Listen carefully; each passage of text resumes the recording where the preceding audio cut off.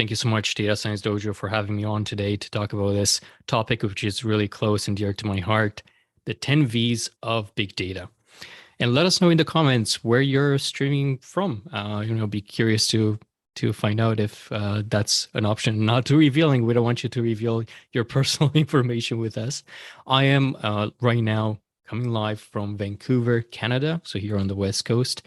And again, I look forward to provide you with this new perspective of big data and look at its 10 V's, and we'll also uncover some of its benefits from real world applications.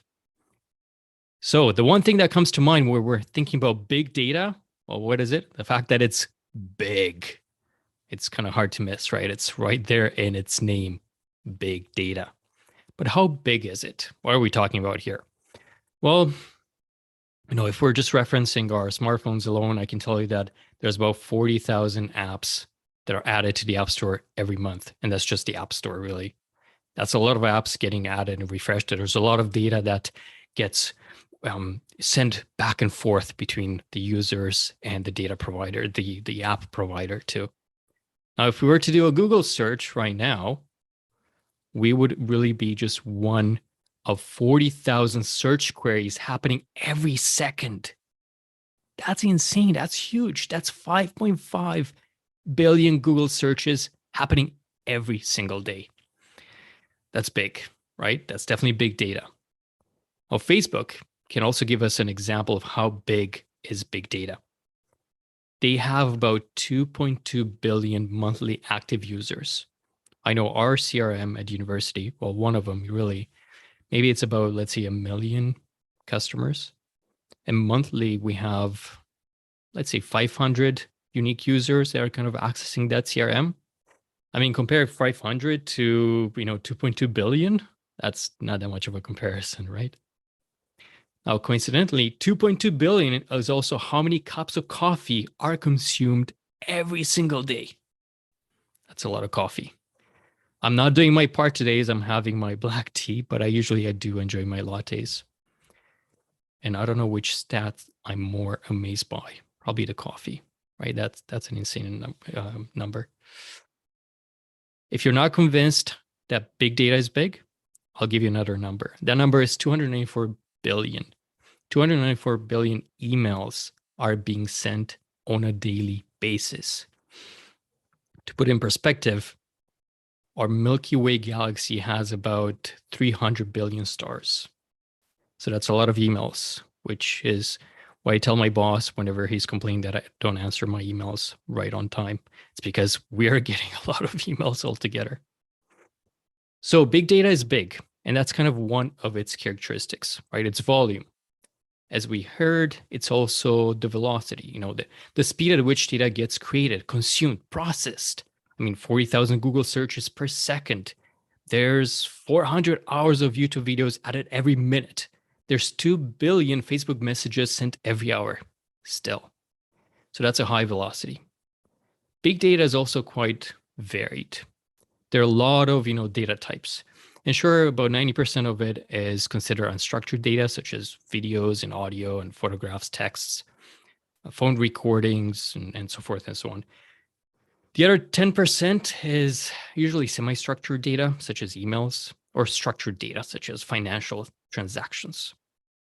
So a lot of different data types and data sources, a lot of variety there. So these three characteristics are called the 3 V's of big data, which I think a lot of us are familiar with. But now I want us to take a look at a couple of other big data examples, which are a little bit different. Now I'll give you a second there to kind of think, what are you looking at here? What do you think this is? If you have any thoughts on it, please feel free to share in the comments for all of us to see. It's not really a trick question, but it does seem a little bit confusing. I did see like wheels of cheese before and a lot of crazy ideas. But, it's up to your interpretation. That being said, I'll tell you really what we're looking at here. So this is a grid. As we can see, it's a grid of satellite images, and each square depicts an oil tank just photographed from above across multiple weeks. Why are we seeing this grid here? You see, a while ago, the US wanted to better estimate China's oil supply. And by looking at the changes in the shadows cast by the floating roofs of oil tanks, analysts could estimate how much oil was available in all the tanks it was monitoring, right? So as the oil was being depleted from this tank, this cylindrical tank, its roof was dropping down and the walls of that tank was casting a different shadow onto the roof. So we can see here different shadows at the same time of day. And that's how they were able to better estimate China's oil supply. And a fun fact, from what I understood, the estimate that was done by the American analyst was really higher than the official declared value by China. But that's neither here or there. It's just really an interesting example of big data. I'll give you another one. This one comes from a research team from the University of Rochester. And they've created an algorithm that could spot flu trends and make predictions based on keywords in publicly available geotagged tweets. So let's zoom in here a little bit. This is a view from New York with all these fictional tweets that we're seeing, people saying, "Oh, I'm so sick. I feel like I'm feeling miserable. I need some chicken soup. Oh, need to be in bed. And somebody please take care of the sniffles." So forth and so on. A lot of different tweets. And the cool thing is that the algorithm could track the spread of flu and predict which users were going to get sick next. Pretty cool, right? As you can imagine, I think this was also used for COVID afterwards, but I just know the data and the analysis that was done based on the flu predictions.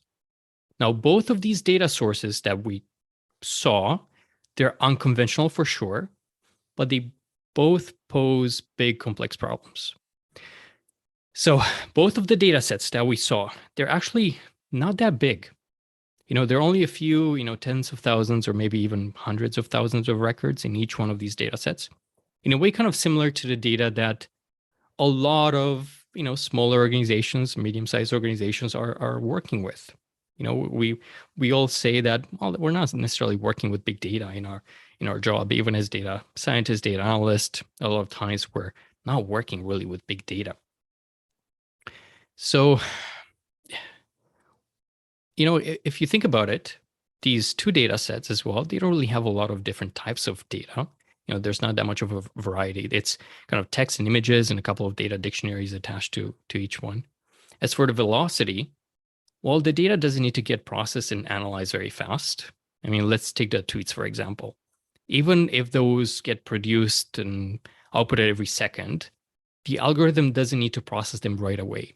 It could actually wait a day or even a week, as it could still look at the timestamps and process it later. As with the satellite images, yeah, that's definitely not a high velocity there. The photographs are being taken, every few weeks, every few days. It does take quite a bit of time. The point is, though, that both of these data sets, and I think including our own, including a lot of the data sets that we're working with, well, they still pose big, complex problems. I mean, it's not easy to estimate China's oil supply, right, based on some photographs and who's going to get sick next, just based on some tweets. So what's my point? Well, we know so far that big data is characterized by its big volume, velocity, variety. But big data as a term, I think, can actually be a little bit misleading, as it's making us focus on its size, kind of miss the most important nature of the medium. And that's the complexity. So let's push big data out of the way and think of it as complex data instead. Because this complexity is not only due to its size, velocity, variety, but other factors as well. And all of these other factors, they add up to what I call the 10 V's of big data or complex data.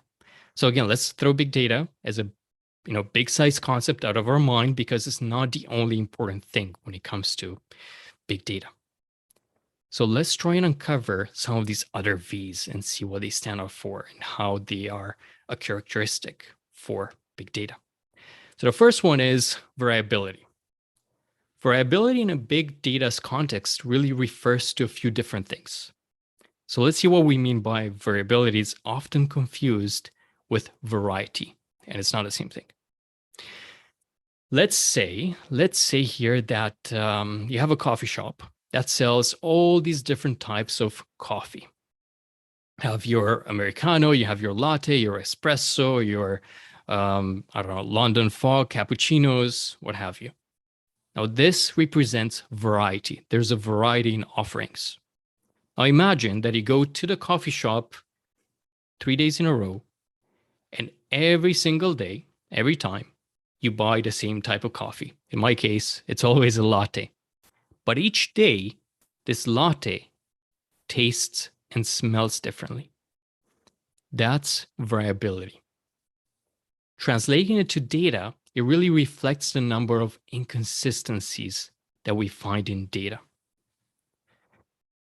As I mentioned, variability refers to, again, a few different things. Brian Hopkins, actually, who's a first or principal analyst, defines variability as the variance in meaning in lexicon. What does that mean? Well, let's take a look at a Twitter feed as an example. This one is from my university where I work at. Now, variability becomes very relevant in performing sentiment analysis because the meaning of a word or a group of words changes, especially depending on the context. So an example, let's say, there's this tweet that says, I don't like that I missed on, UBC's Giving Tuesday, which is kind of this like, one day opportunity to donate via your text and all this stuff. There's different methods and celebrations, and the university trying to raise funds for its students and research and student awards and whatnot. Now, reading this out, I don't like that I missed out on UBC's Giving Tuesday. It's obviously, a positive thing, but the algorithm might see it as a negative one, right? Because to perform proper sentiment analysis, the algorithm really needs to be able to understand the context and to be able to decipher the exact meaning of the words in that context. And this is still very difficult to do. Yes, things are improving for sure on this. There's more and more dictionaries out there, and there's, a better AI that's being developed, but it's still not as accurate as a human's, I guess, interpretation of reading this and understanding all the context behind it. So it's still a very difficult thing to do. Variability also refers to the inconsistent speed at which data is loaded into your data stores and your databases. So there's definitely some variability there as well that can pose different challenges, especially from a data engineering perspective. Next one is veracity. Veracity refers more to the confidence or trust in data based on the provenance or the reliability of the data source, its context and how meaningful it is to the analysis based on it. Let's think about it this way. When you get a box of chocolates, how do you estimate how good it is before actually tasting it? Maybe you look where it was made, but what shop, and so on, right? So I'm Romanian originally, hence the accent. If I were to get, let's say, a box of chocolates and it says made in Romania, I don't know. Romania is not really known for making chocolate, but if I would see it made in, Switzerland, like Swiss chocolate, I'm like, oh yeah, give me that. I'll open it and eat it up right away.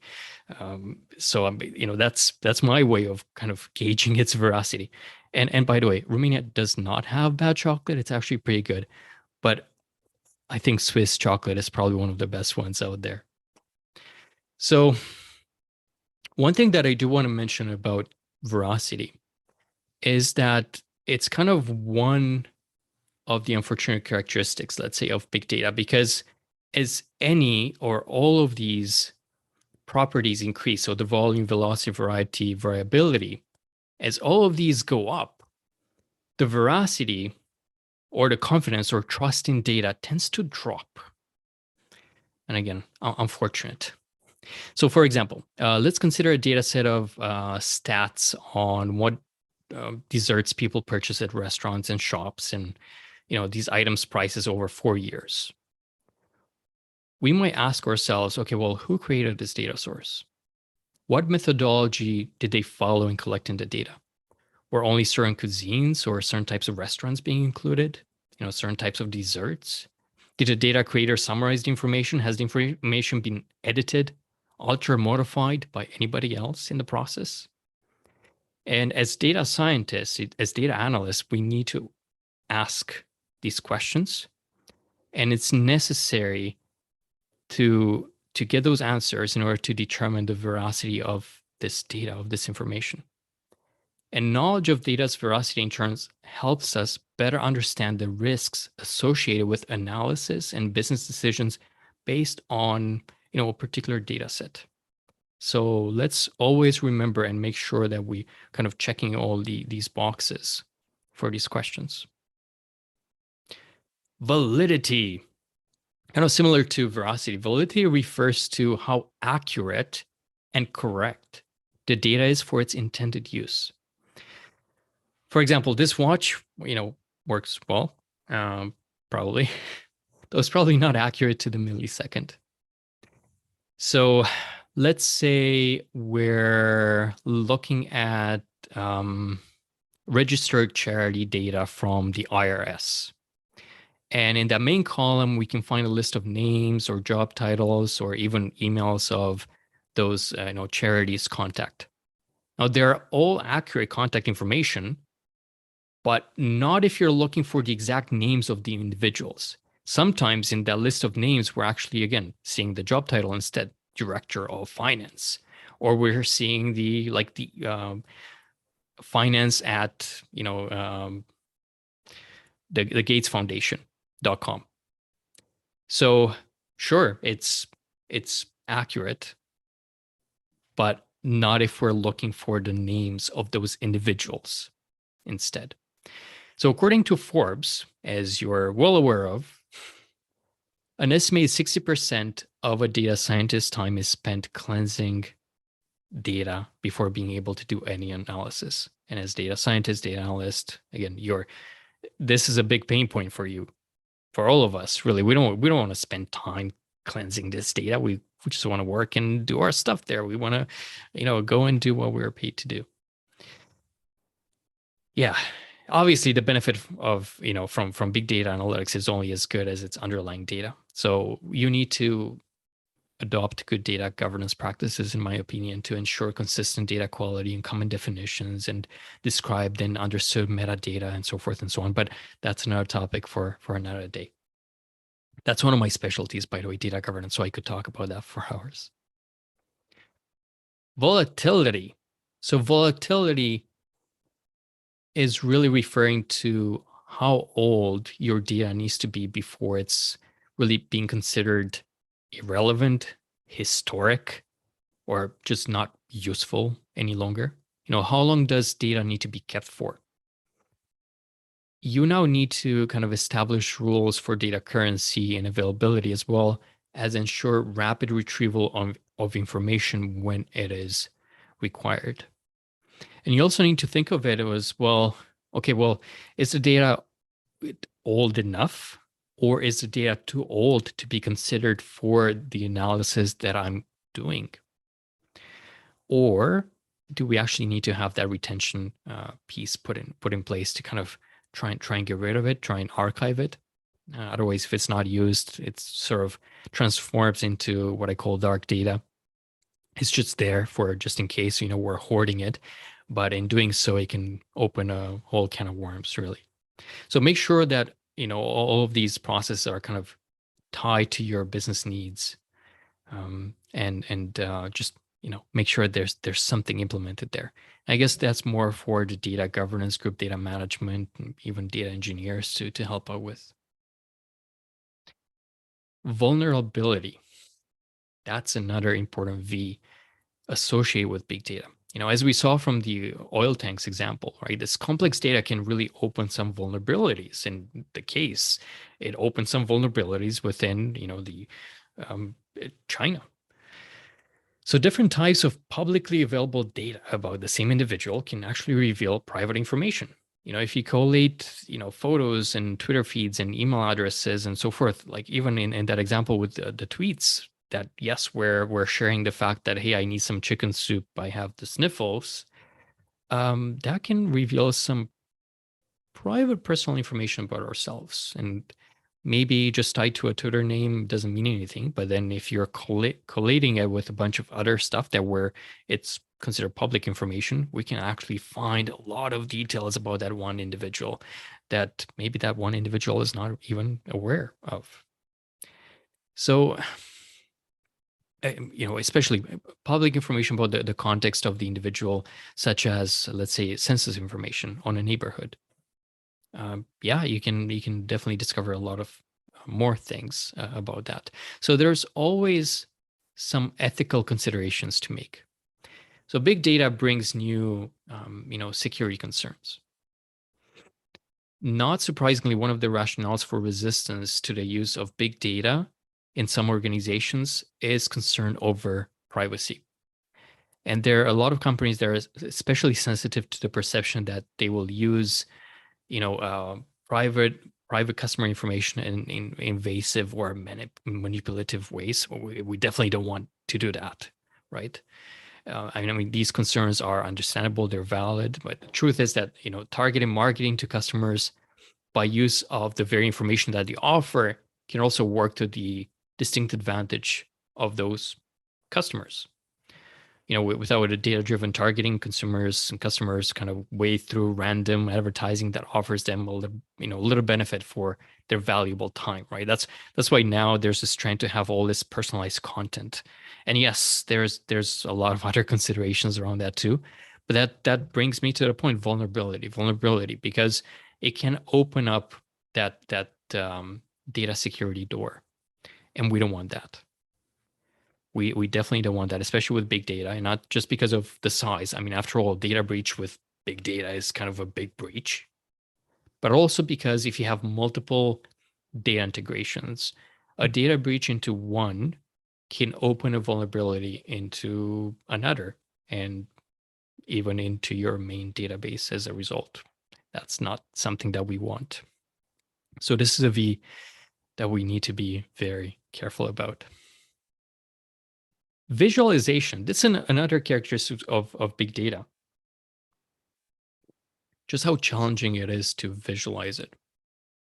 I mean, current big data visualization tools really face some technical challenges due to limitations of in-memory technology and for scalability, functionality, response time. And yes, these are improving where we're having better solutions and tools, almost every month, really. The fact of the matter is you can't really rely on traditional graphs when trying to plot a billion data points, right? With having visualizations that contain dozens of variables and parameters. So this is really a far cry from the X and Y variables of your standard bar chart, right? And finding a way to present this information that makes the finding clear is one of the challenges of big data. By the way, what we are seeing here is just a very small fraction of my LinkedIn connections. And I don't think you can distinguish any of them, but either way, it is public information.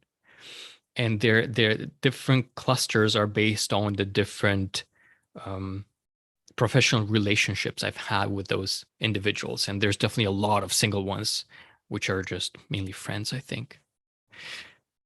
But again, it poses that challenge. How can this be represented a lot better? And this is like such a small fraction of my, I don't know, like 45,000 followers that I have.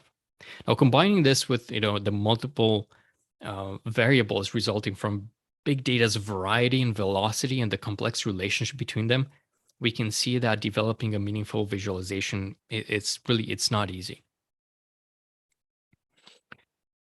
Lastly, but arguably the most important V's of them all is value. Big data is meaningless. Just nothing. There's nothing there if we don't derive value out of big data. So big data, I think it does bring a lot of value. So I want to share with you some examples on how that value comes to be. How can we get that value out of our big data? Now, the real world impact and value of big data, it went viral a few years ago. And this is when the New York Times released an article explaining how Target knew that a 16-year-old was pregnant long before her own family did. Now, if you're not familiar with Target, Target is like this big mega store. There's kind of Walmart, if you've heard of Walmart. And I'm mentioning this if you're not in North America, you might not have come across Target. So yeah, quite interesting. Before I go into the story, I want us to kind of get on the same page and understand some trends and some behaviors of shoppers. So most shoppers don't buy everything that they need at just the one store.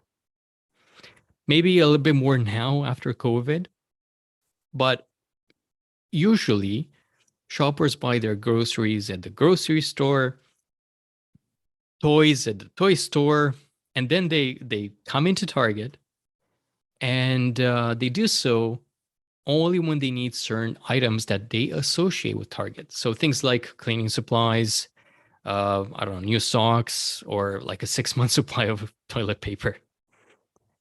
And then they leave. But the truth of the matter is, Target sells everything from milk to stuffed animals to lawn furniture to electronics. So one of the company's primary goal is to convince customers that the only store that they need is, you guessed it, Target.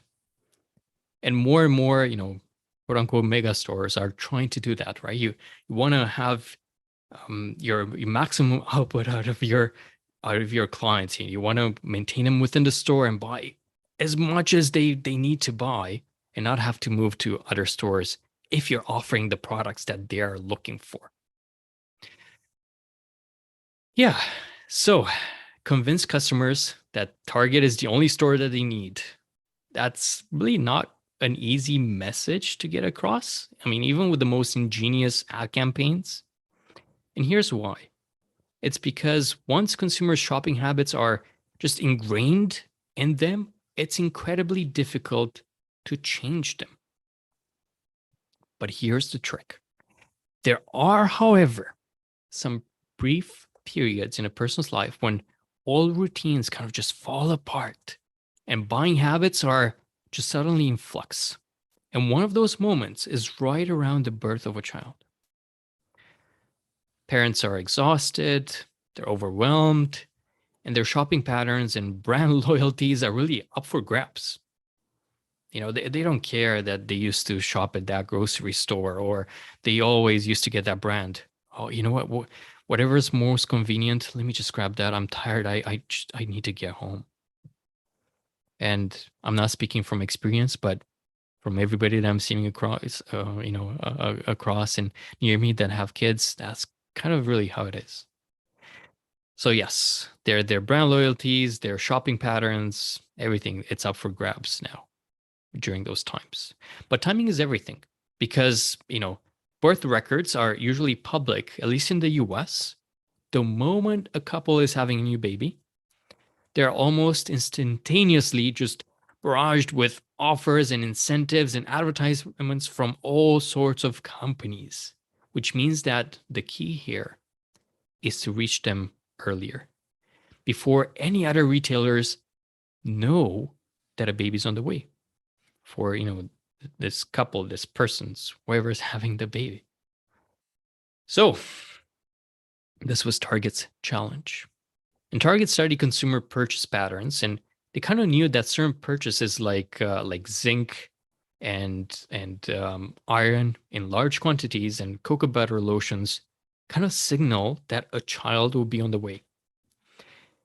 And Target's level of confidence in this model was just so high that it sent this, mailer to the young lady, to the 16-year-old, offering pregnancy-related products, which really infuriated her father at the time.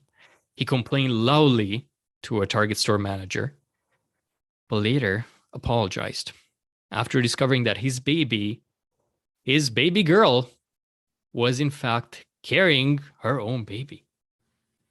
Yeah.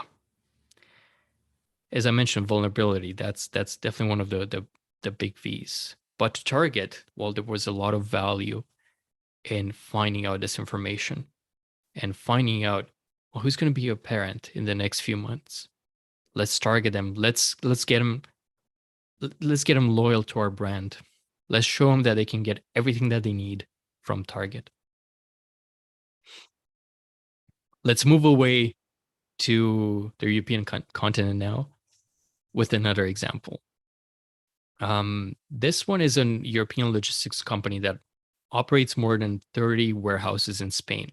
And they wanted to gain a deeper operational understanding of activity in its warehouses, in its facilities, in order to just sustain and increase productivity, ensure security of staff and goods, and just optimize the processing of work orders. And in general, that's what a lot of companies are trying to do, right? Increase their revenue, decrease the cost, be more efficient. And well, they managed to do so by kind of tapping into this big data collected by their Wi-Fi infrastructure that they've set up in their warehouses. And this Wi-Fi infrastructure was really collecting data related to devices attached to workers and equipment, and that was constantly transmitting data and receiving it from the receivers there among the warehouses. And they were collecting data such as device location and presence and motion.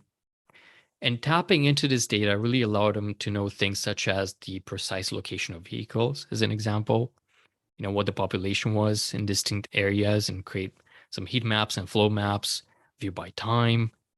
It allowed them to uh, see the heat maps and the flow maps by device as well, by vehicle, specific zones, and so on, as well as the worker arrival, worker departure, even when people were taking breaks. I know it sounds a bit spooky, but they were obviously gained their workers' permission to do this. I guess it was in the contract or something.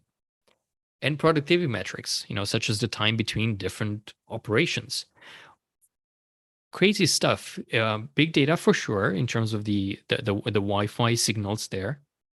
The complexity was more into the project on, well, how do you kind of make meaning um, out of it? How do you get that value out of it? And they were able to get all these different stats and all this information that then allowed them to kind of see what works, what doesn't, where efficiencies are needed, what can be done to be improved, and how they can just optimize their processes overall.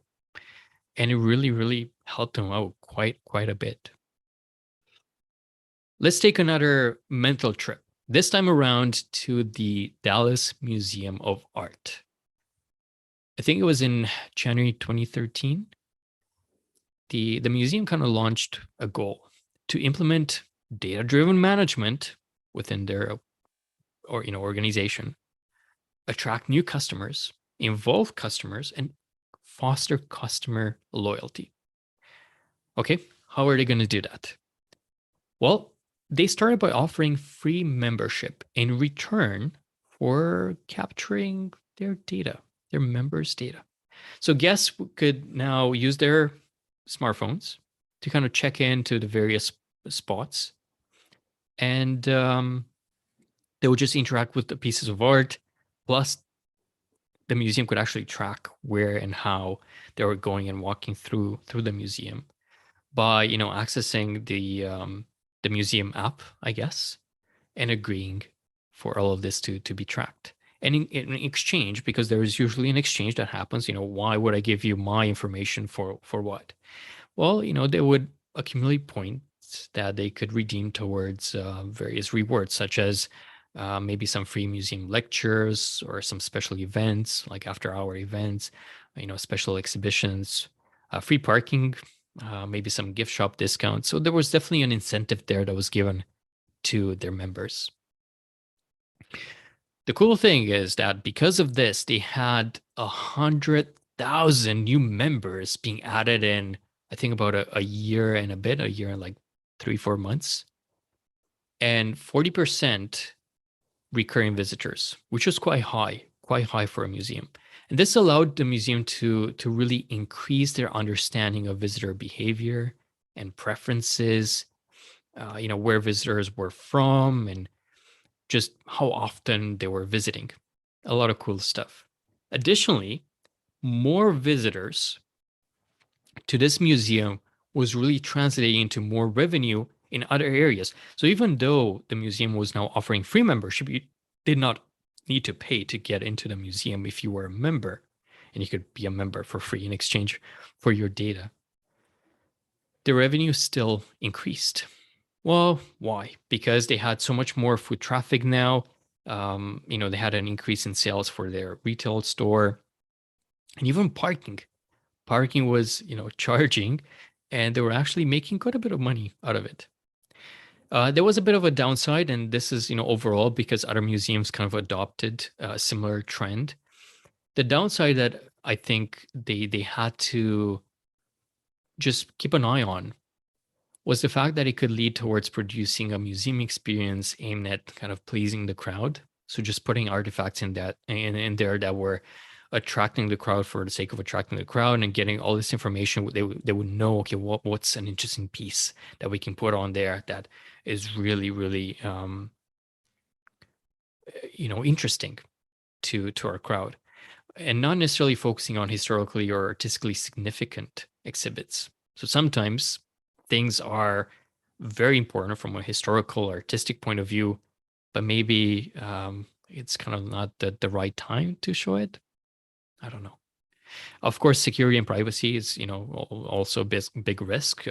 You are collecting all that information on the members, on the visitors.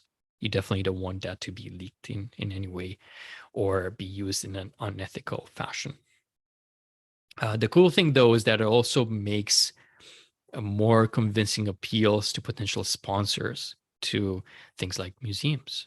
You know, certain data collected from the rewards program, like the Dallas Museum, would allow fundraisers to better tailor their communications and solicitations to their members, to their donors. So, for example, if you know that somebody was visiting every month, but has yet to contribute or to join the museum, you could tailor a special offer just for them, focusing on the benefits of that free admission, or give them a coupon for a free coffee at the museum cafe the next time they visit, kind of as a thank you.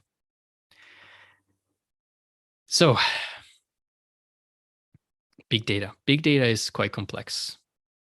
And it's complex because, again, of these 10 V's, which we covered. So when we think about big data, let's try and kind of throw the concept of big data out the window, because it's not the only important thing. Data, big and small, medium size, all sizes, really possess complex problems which require innovative solutions. So I think that in many ways that we all work with pieces of big data as we try to solve different levels of complexity. Now we all face issues maintaining the quality of our data, structuring it, classifying it, disseminating it, and deriving information out of it, and answering complex questions about it. And by being here today and attending, all the different sessions that are free from the Data Science Dojo, I hope that you'll get a lot of lights on and have some aha moments on how we can solve the big problems with complex data. So thank you so much for having me. I look forward to chatting with you over one of the 2.2 billion coffees that are consumed today. So don't forget to get in touch with me and connect with me on LinkedIn. Check out my lightsondata.com site. Check out my YouTube channel. And I do always enjoy meeting new people in person or online and listening to your feedback, sharing ideas, information. So please don't be shy and get in touch. Thank you. Thank you, George. And is the best way for someone to get in touch with you through LinkedIn? Is that the best way? Yes, that's the preferred way. Thank you. All right. All right, George, thank you very much. We don't have any questions yet, but I'm going to steal a screen from you here really quick, and then I'll have you bring this back up, and I'm sure that'll give people time to ask some. So before we see if there's any final questions, I do want to bring up next week. Let's see. Yep. So next week, September 28th, we have James Lee, and he's going to be presenting data ops for the modern computer vision stack. And during this webinar, we're going to be talking about what is data ops, what are some of the key principles, why data ops for computer vision, what are some of the challenges, and what is the future of the modern computer vision stack. And James is a data advocate at Superb AI, which is a data management platform for computer vision. So if you are interested in computer vision in any way or data ops, I would suggest signing up for this event and giving it a look. We also have some good events coming up in October. We have a crash course on transfer learning, tips for building a data science portfolio. So if you're trying to break into data science, you've probably heard that you need a data science portfolio. It's important for the job hunt. So October 5th with Avery Smith, a data scientist at the Data Career Jumpstart, could be a good one for you to attend. All right, James, if you want to pull up that last slide again, give people a moment to, we can give them a chance to, find you on LinkedIn, Twitter, and all those places as well. Sounds good. And I do recommend, by the way, attending Avery Smith's presentation. I know him. I'm lucky enough to know him, and he has great content. So I'm looking forward to that one as well. I saw some of the comments on what people thought of that grid of the satellite images were. Mm-hmm. So besides wheels of cheeses, I saw some seashells and clocks. So I'll add that to the examples that I know people kind of see in that image. Yep. And so Mary has a question for you. So you've analyzed big data. Is your next step to analyze the practitioners of big data? Oh, interesting. I think that would be such a cool sort of like research paper to write on and see just again the different practitioners, how are they utilizing it, what are some of the best practices that we can then draw out of that research. Yeah, that would be really cool. I don't know if there's any data on this yet. Maybe somebody's working on that research paper already. Mary, up to you. Yes, yeah, Mary. I'm not seeing any more questions. I'm not seeing any questions coming in from my team either. So I am going to assume that is it. So that's great with me. I hope that means everything was very clear and straightforward, and everybody enjoyed the presentation. It must. So George, thank you so much again for being here today.